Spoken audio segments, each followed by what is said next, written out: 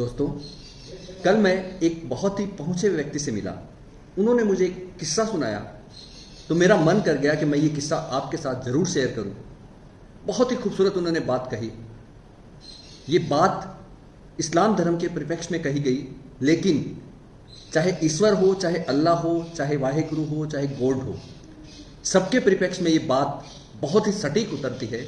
तो जो किस्सा उन्होंने मुझे सुनाया, वो किस्सा मेरा मन कर गया कि मैं आपके साथ शेयर करूं और आप भी उसी तरीके से उस किस्से को सुनते हुए अपने जीवन में उसको उतारें, तो निसंदेह बेशक आप भी बहुत आगे बढ़ेंगे और आपकी भी तरक्की होगी। इस्लाम धर्म में एक नबी हुए हैं मूसा अलैहिस्सलाम। आपके लिए ये कहा जाता था कि आपकी डायरेक्ट सीधी खुदा से बात होती है, अल्लाह से बात होती है।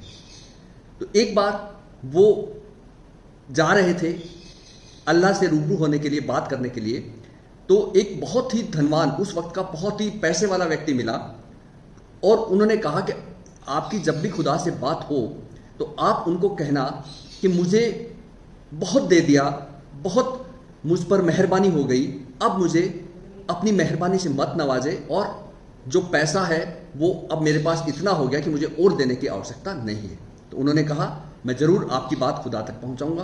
फिर उनको एक बहुत ही गरीब भिखारी मिला जिनका गुजारा भी होना मुश्किल था। उन्होंने कहा कि आप खुदा से कहना कि मुझे आज तक आपने क्या दिया, मैं किस फटे हाल में हूं और मुझे इस धरती पे भेजा तो मेरे लिए क्या एक जोड़ी कपड़ा, 2 वक्त का खाना भी नहीं भेजा।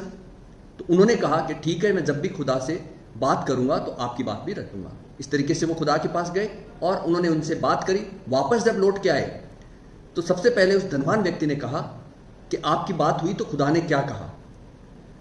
तो मूसा अलैहिस्सलाम ने फरमाया कि खुदा ने कहा कि शुक्र अदा करना बंद कर दे, थैंक्स बोलना खुदा को बंद कर दे। तो वह धनवान व्यक्ति बोला, ये मैं कैसे कर सकता हूं? जिस खुदा ने, जिस अल्लाह ने मुझे इतनी रहमतों से नवाजा है, मैं उसका शुक्र अदा करना बंद नहीं कर सकता। किसी भी हालत में उसका शुक्र अदा करना बंद नहीं कर सकता जिसने मुझे इस लायक बनाया, हर चीज़ मुझे दी, जो भी ऐशो आराम, पैसा, दौलत, माल सब मुझे दिया, तो मैं उसका शुक्र अदा करना बंद नहीं कर सकता। तो मूसा अलैहिस्सलाम ने फरमाया कि आपके ऊपर खुदा की मेहरबानी भी बंद नहीं होगी। फिर वो आगे गए तो उनको वही गरीब भिखारी मिला जिसके पास 2 वक्त की रोटी और एक जोड़ी पहनने को कपड़ा भी नहीं था। उसने पूछा उनसे कि खुदा ने क्या कहा। तो मूसा अलैहिस्सलाम ने कहा कि खुदा ने कहा है कि शुक्र अदा करना शुरू कर दें, आप अल्लाह का शुक्र अदा करना शुरू कर दें। तो वह भिखारी बोला, किस बात का शुक्रिया, किस चीज़ का शुक्रिया? उस खुदा का मैं किस चीज़ के लिए शुक्रिया करूं जिसने मुझे 2 वक्त का खाना नहीं दिया, एक जोड़ी कपड़ा नहीं दिया, ये तंग हाल जीवन है, तो मैं कैसे उस खुदा का शुक्र अदा कर दूं?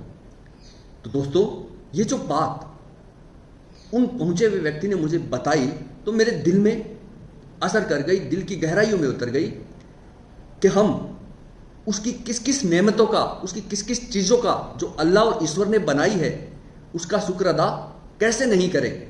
हम सुबह उठते हैं, आँख खुलती है, ये उसी की मेहरबानी है। उसने हमें खाना दिया, कपड़े दिए, रहने को मकान दिया, ये उसी की मेहरबानी है। आपको पता है कि जिसकी किडनी खराब हो जाती है उसकी कितनी तकलीफ होती है, तो आपकी किडनी आपके खून को किस तरीके से साफ करती है, ये उसकी मेहरबानी है। आपके फेफड़े उस प्रदूषित वायु से किस तरीके से ऑक्सीजन निकाल के आपके शरीर को देते हैं, ये उसी की मेहरबानी है। तो किन किन नेमतों को, किन किन चीज़ों को आप ठुकराएंगे, हर चीज़ में उसका शुक्र अदा करते रहें। आप जिंदा है, आपको खाना मिल रहा है, आपको रहने को मकान मिल रहा है, पहनने को कपड़े मिल रहे हैं, आपकी औलाद स्वस्थ है, आपकी औलाद कुछ काम करने लायक है, आपकी औलाद कामयाबी की ओर जा रही है, हर चीज़ में उसका शुक्र बनता है। तो दोस्तों, मैं शुक्र अदा करता हूँ उस परवरदिगार का जिसने मुझे इस लायक बनाया। शुक्र अदा है उस वाहेगुरु का, उस अल्लाह का, उस ईश्वर का कि उसने इस धरती को इस लायक बनाया कि हम सभी आज अपनी सारी ज़रूरतों को उससे पूरा कर पाते हैं। तो दोस्तों, उम्मीद करता हूँ कि ये किस्सा आपको भी बहुत अच्छा लगा होगा और आप भी शुक्र अदा करें।